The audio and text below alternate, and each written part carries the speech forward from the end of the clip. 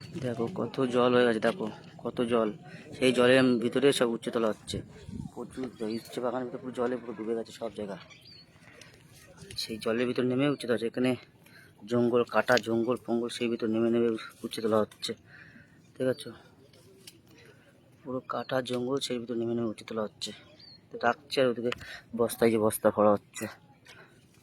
এই দেখো প্রচুর কাটা জঙ্গল, সারা বাড়ি কাটা জঙ্গল, কত কষ্ট করে উচ্ছে তুলতে হয়। পুরো আগামতা খাল সেখান থেকে তুলে তুলে আসছে উচ্ছে,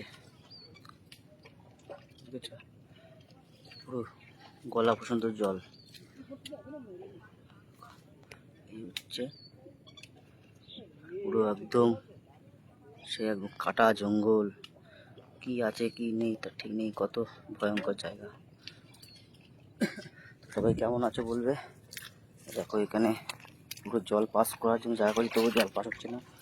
আর ওদিকে ধান দেওয়া হচ্ছে আমাদের জমিতে, এই যে পুরো ধান দেওয়া হচ্ছে পুরো একদম, এই যে সেই আমাদের জমি থেকে ওই পর্যন্ত পুরো আমাদের জমিতে সেই ধান দেওয়া হচ্ছে, এই পাশে ও পাশে হয়ে গেছে।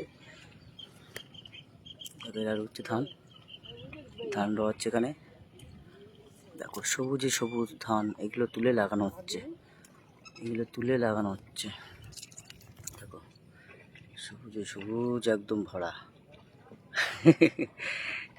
কাকা হাত দেখে নিলে একটু, অনেক দূর থেকে জুম করছে দেখতে পেয়েছে, হাত তুললো, ঠিক আছে।